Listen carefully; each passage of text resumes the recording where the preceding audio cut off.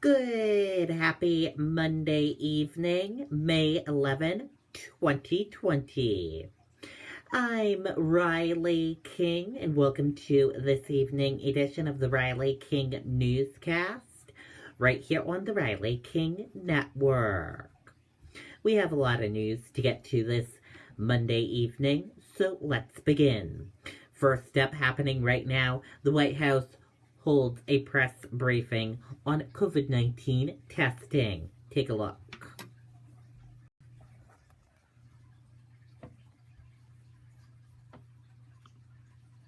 Thank you. I have two questions, one on testing and one on Democratic states that you tweeted about.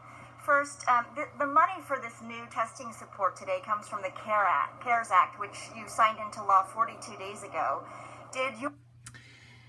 And if you want to watch that press briefing, the White House press briefing right now, you can just go to the Riley King Network Facebook page and find it there, or you can go to ABC News Live and find it there as well.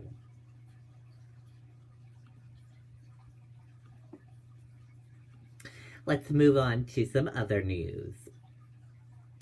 First step, DHHS, rate of COVID-19 cases, deaths at New Hampshire long-term care facilities is lower than others in region.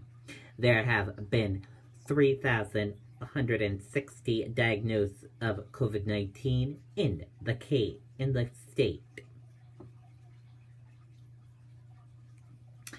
New Hampshire health officials announced Monday that there were COVID-19 outbreaks at 2 new long-term care facilities in the state, while also detailing the efforts of coronavirus disease at facilities across the Northeast. New outbreaks at the Hillsborough County Nursing Home, 12 residents and 2 staff. And the Community Resource for Justice, 11 residents and 3 staff. A transitional housing program for adults have been identified. In all, 21% of long-term care facilities in New Hampshire have at least one COVID-19 case in a resident or staff member. The number is lower than that in Rhode Island, 33%. Maine, 43%, in Massachusetts, 49%. This data really needs to inform how we strategized and how we develop solutions to the long-term care COVID-19 crisis, DHHS Commissioner Lori Shipperton said. Additionally, 0.7% of the state's long-term care population has died of COVID-19, which compares favorable to other states in the Northeast, including Rhode Island, 5%, Massachusetts, 4.6%, Connecticut, 3.2%, and New York, 3%. Shipperton said the state's aggressive testing and commitment strategies have helped the situation at long-term care facilities in the state, but continued work is needed as officials work to prevent further spread. It's not whether New Hampshire is the worst or the best when it comes to the number and the degree of long-term care deaths. It's that every death is unaccountable, Shipperton said. Every single death is a tragedy. The briefing was held on the first day that some businesses, including golf courses, malls, retail stores, and hair salons, can begin reopening under new guidelines to protect customers and employees. Governor Chris Sununu said each of the industries reopening Monday were cleared to do so after discussing options with state health officials and guidelines for social distancing and other measures are in place. New Hampshire health officials also announced 89 new positive COVID-19 tests in the state, resulting in a total of 3,160 cases. No new deaths were announced, though several deaths are under investigation, according to Dr. Benjamin Chan, the state epidemiologist. There have been 133 deaths in the state since the pandemic started. Now let's take a look at your COVID-19 in New Hampshire information.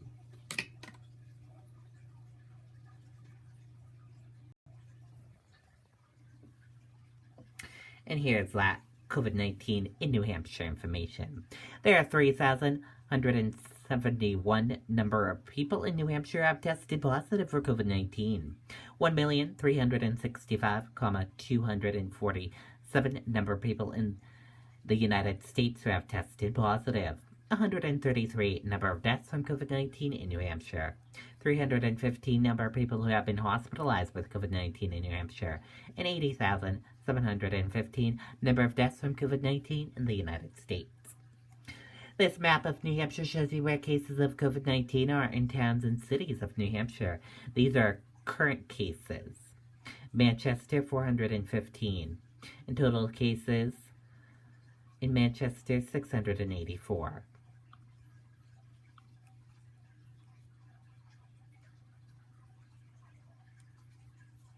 New cases each day in New Hampshire. In the purple, daily new positive COVID-19 cases. In the orange, new hospitalizations. And in the red are the deaths.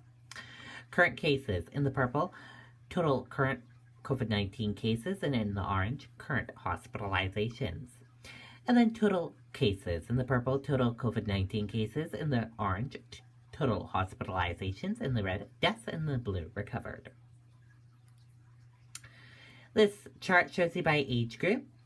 This chart shows you by female and male. This chart shows you risk information. This chart shows you race/ethnicity of cases. And this chart shows you percent of New Hampshire population.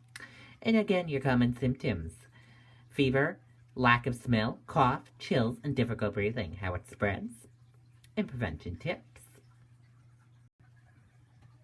And be sure to stay with us for the latest of your COVID-19 information. Coronavirus in Massachusetts for Monday, May 11th. Let's take a look.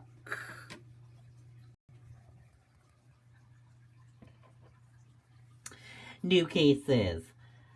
669 new cases. 2-week COVID-19 case trend.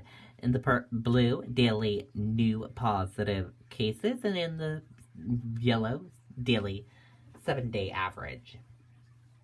Cases in intensive care, 813. Total deaths, 5,108. And long-term care deaths, 3,071. And that is a look for Massachusetts. One new coronavirus-related death, 26 new cases reported in Maine. Let's take a listen to that video from WMTW News 8 Maine.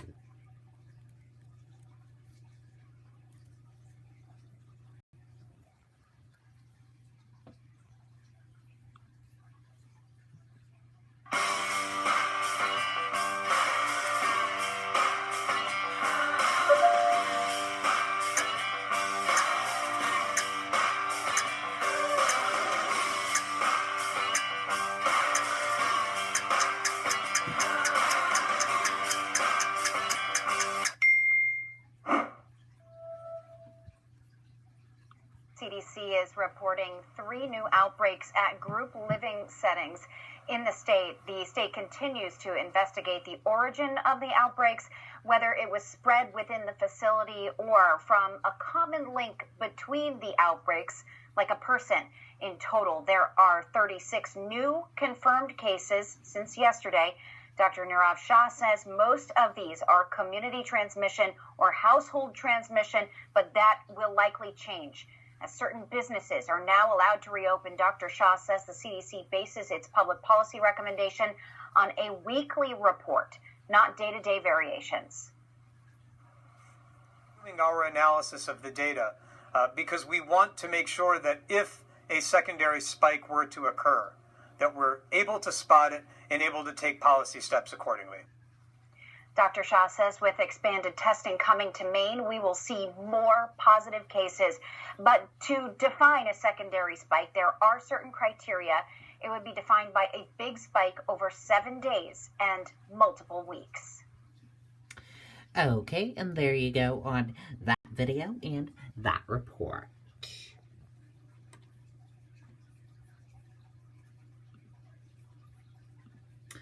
Vermont's retail businesses to begin gradual reopening next week. Let's take a listen to that video from NBC 5 Vermont.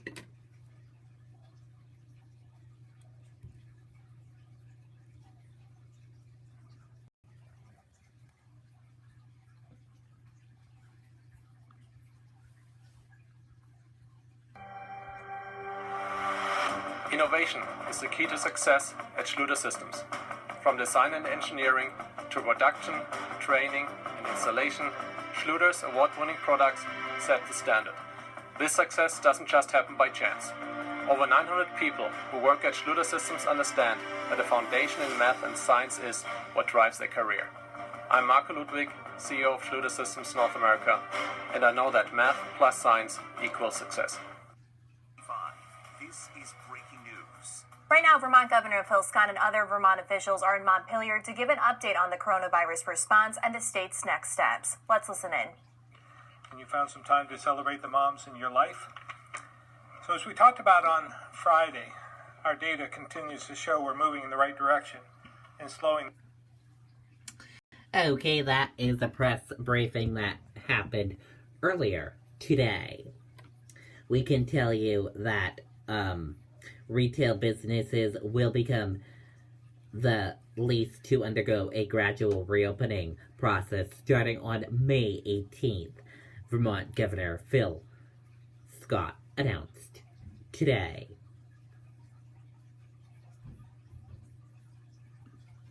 Rhode Island governor says limited outdoor dining in Rhode Island will start on May 18th. Let's take a listen to that video from NBC 10 WJAR News.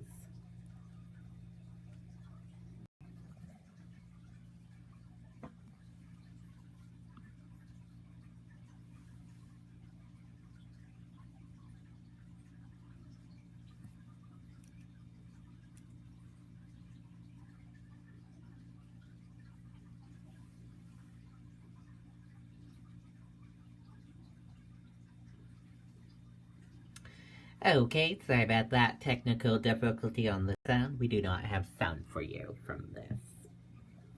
But again, outdoor dining in Rhode Island will start on May 18th.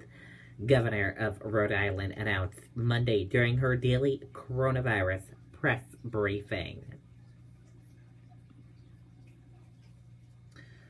Cromwell Mayor asked Governor Lamont to allow small businesses to reopen early. A Connecticut mayor says he's speaking out for struggling small businesses. Cromwell Mayor wrote a letter to the governor, Ned Lamont, asking him to allow small businesses to reopen before May 20th. Many of the businesses on Main Street in Cromwell are shut down and awaiting for the green light to reopen.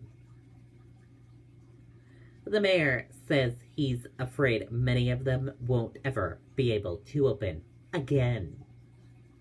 It's about survival.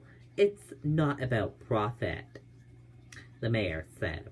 The mayor urging Lamont to allow small businesses to reopen as soon as possible and asking him to trust them with the task of keeping their customers safe. Many business owners in Cromwell stand behind the mayor's urgency. The door opens and closes all day long. Now we did $37 for the first week of March, said an owner of Big Deals Plus. Also, that owner said because of no dressing rooms mandate, she won't be able to reopen on May 20th. We have no return policy because the money goes directly to the consignments, so it really limits what we'd be able to sell if I opened. Down the street at Jefferson's Fry, owner Emmett Moore says business has plummeted by 50%. We were fully with the mayor on that. We've seen a healthy appetite from the public over the past few weeks. Everyone is ready to get back to normal, Moore said. Energy Zone Fitness has been operating virtually since the pandemic began. The owner says there's no end in sight. She says small gyms like hers won't open safely, but she's frustrated they don't have a chance to. It's hard enough on a regular day. I wear every single hat within this gym. I'm instructor to janitor to make it need to open. Lamont says reopening phase depend on test, hospitalization numbers, and results from states like Georgia that has already reopened. The mayor and other business owners say they don't want to wait until it's too late. I know the economy is going to be horrible after all this is said and done. I hope that there's not another flare-up again in the fall because I don't know how long small businesses like myself are going to survive. Gyms like Zone Fitness are still waiting on permission from the state to reopen. Lamont says phases 2 could start as early as June. And now let's take a look at your U.S. stock market and see how your U.S. stock market closed for this Monday evening. And your Dow Jones Industrial Average closed in the red and went down. Nasdaq closed in the green, went up. S&P 500 closed in the green, went up. Gold closed in the red and went down. Oil closed in the red and went down. US 10-year closed flat. Euro/USD closed flat. And VX closed in the red and went down.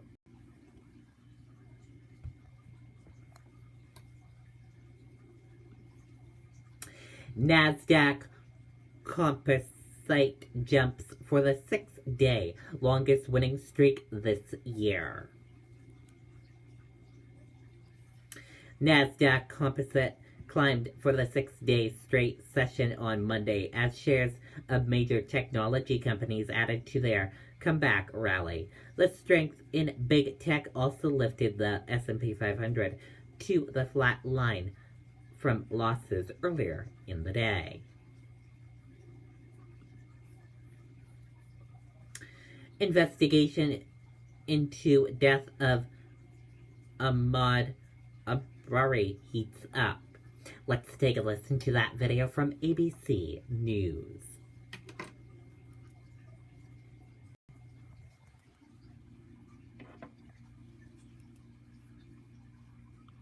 Back here now to that other major story we are following tonight. Investigators looking closely at surveillance video appearing to show the final moments of Ahmaud Arbery just before he was shot and killed by a father and son who said they were trying to make a citizen's arrest. Here's ABC's Zachary Quiche. Tonight, law enforcement is reviewing video appearing to show Ahmaud Arbery in the moments before he died. This surveillance footage obtained by ABC affiliate First Coast News. A man enters this house under construction in the mostly white South Georgia neighborhood of Satilla Shores.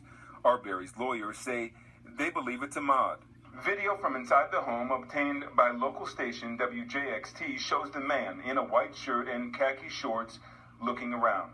The first 911 call coming in around 1:08 p.m. The guy in the house right now. The house under construction. Arbery's lawyers say he did not take anything or cause any damage, adding Ahmaud's actions were in no way a felony under Georgia law. The homeowner telling the Washington Post, "I've never had anything stolen from my property or any kind of robbery." According to his lawyers, Arbery's inside for under 3 minutes. The video seems to be sped up and slowed down in some places. Here you can make out two men getting into a truck. They're presumed to be Gregory and Travis McMichael, now charged with Arbery's murder. By 1:15 p.m., a second 911 call. There's a black male running down the street. When detectives arrived at the scene at 1:45 p.m., Arbery was dead. The McMichaels told police they thought Arbery was this man, caught on these surveillance images from the construction site given to ABC News by a local lawyer. Since October, 3 other trespassing incidents were reported. The Arbery's say that man is not their son. Tonight, the Georgia Attorney General asking the Justice Department to investigate how this case was handled from the start. According to Glenn County officials, on the day of the shooting, the DA's office advised police no arrests were necessary. A second DA then reviewing the evidence and video of the killing. Within 24 hours of this homicide, he thought there was no probable cause for arrest. Tom, both prosecutors later recused themselves from the case. Now, investigators say they're aware of this surveillance video and reviewed it before making any arrest, which happened 2 days after they took the case and 74 days after the shooting. Now, tonight we're told that neither of the suspects, the McMichaels, has hired counsel. Tom? Zachary, thank you. Okay, there you go on that video and that report.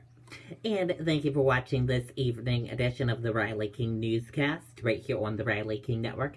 Have a great rest of your evening. I'll see you back here tomorrow for another newscast. Good night and bye, everyone.